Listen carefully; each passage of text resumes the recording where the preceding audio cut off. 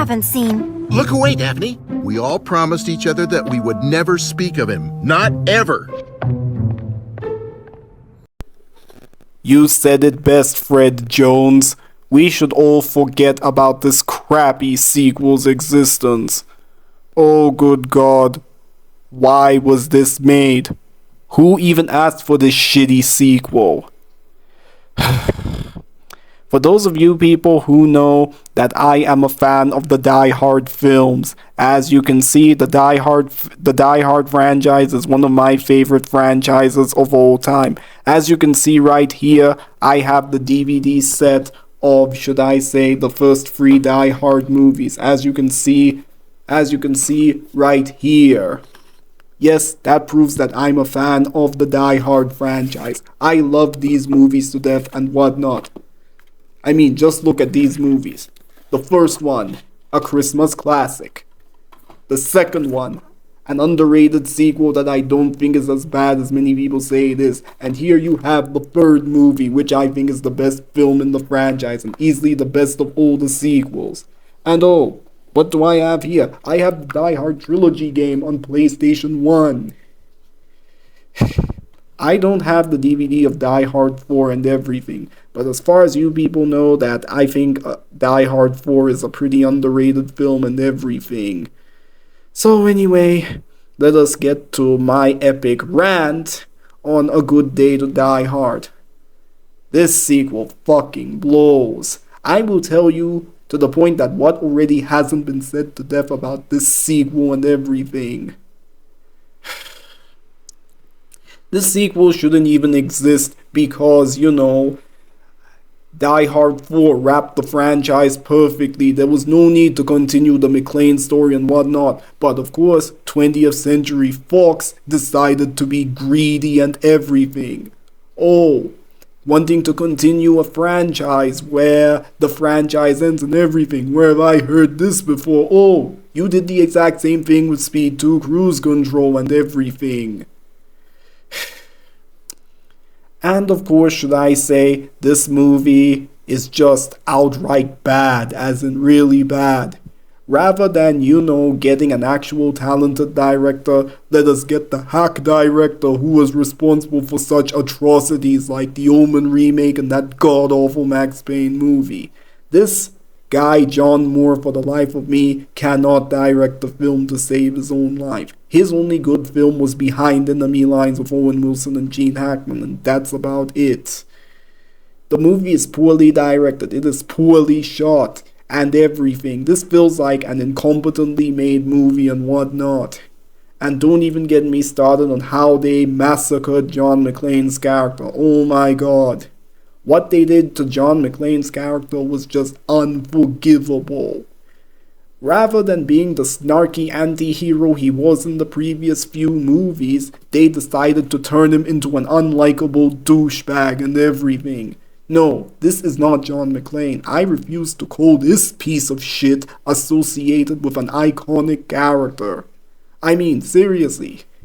A guy literally pulls up towards him, and then he punches the guy in the face and says, "I don't understand what you're saying." And he drives on to, should I say, a traffic jam of all these people and everything. And I'm sitting there and I'm like, wow, this is not John McClane. This is just an asshole who happened to look like John McClane. This is just a bloody arsehole who disregards human life and all that stuff, when that was the one defining feature of John McClane's character, and they fucked it up. They fucked Johnny Boy in the arse so hard that it literally changed his personality. And oh, don't even get me started on Jai Courtney. Oh good god, I am not calling him Jack McClane, because the Justin Long character from the last movie will be the Jack McClane character. All you just need to do was one single rewrite of, you know, him wanting to date Lucy McClane and all that stuff, and bingo, you have your Jack McClane right there. Jai Courtney was woefully miscasted as this guy, and boy does it show. This guy is just a whiny, irritating, unlikable jackass who wouldn't shut the hell up, and every single time this guy opened his mouth, I just wanted to kick this guy in the face. And let us also talk about the Russian setting. Why is this movie set in Russia? When did the Die Hard franchise have anything to do with Russia? This feels like one of those bad direct-to-video Steven Seagal movies from the 2000s and everything. Oh, good God. That's exactly what this movie feels like. It feels like one of those shitty direct-to-video Steven Seagal movies. It doesn't even feel like a theatrically released movie at all. And oh, don't even get me started on the attempts at comedy in this film, because the attempts at comedy are really bad. Hearing John McClane saying, "I'm on vacation," when, hello, you fucking dumbass, you are not on vacation. You came here to see your son and all that stuff.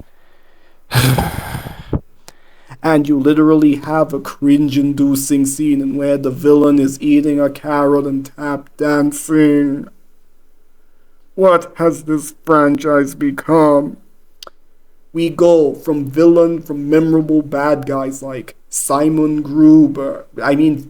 Gruber, Colonel Stewart, Simon Gruber, and Thomas Gabriel to this fucking idiot.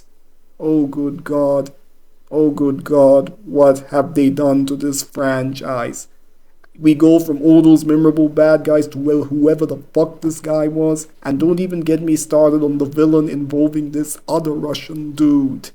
Because I, honest to God, can't remember any of the villains' names, so I'm gonna call him Generic Russian Bad Guy 1 and Generic Russian Bad Guy 2.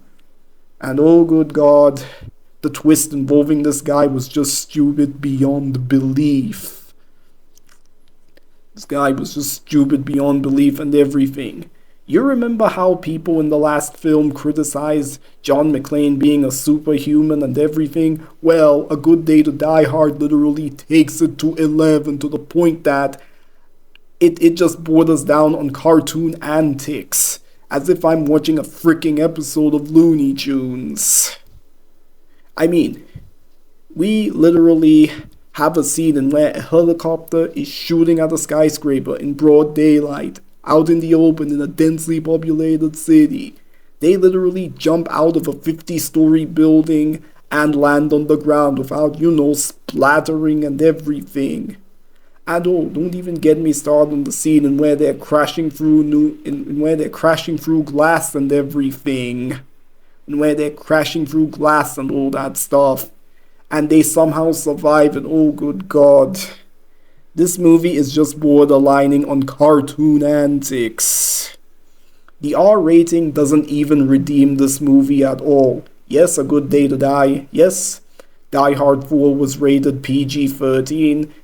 But at least I still enjoyed that movie for what it's worth. When is Hollywood gonna learn that turning a movie that you made PG-13 and going back to R doesn't always work? It didn't work. Oh look, Alien vs. Predator was PG-13, you made Requiem R-rated, that film still sucked. Expendables 3 was PG-13, you decided to make Expendables 4 R-rated and that sucked too. Terminator Salvation was PG-13, and then you made Terminator Dark Fate R-rated, that movie sucked too and everything. So yeah, the R rating does not automatically redeem this film and all that stuff. And to add insult to injury, the director's cut of this movie omits all of Lucy's scenes. Wow. One of the most interesting characters in the last movie. And you completely remove her scenes and whatnot. Oh, good God. So overall, A Good Day to Die Hard is a really shitty sequel. A shitty sequel that deserves to be buried 10 meters under. I don't know what is up with this trend in Hollywood nowadays of trying to make shitty sequels to beloved franchises and everything. This movie is a prime example of how not to do a sequel and everything. As a standalone film, it's an incompetently made action movie, but as a sequel to Die Hard, it's just a big fuck you to the fans and everything. So anyway, if you're wondering how I'm going to rate this movie, I'm going to give it a 1 out of 10. Just go screw this movie all the way to Neptune. Let us just forget about it. Let us bury it in the deepest, darkest pit imaginable. So anyway, everyone, what are your thoughts on this movie? Let me know in the comment section down below, and thanks for watching as always. Don't forget to subscribe if you want to see more content. Shadow Leon 659 signing out.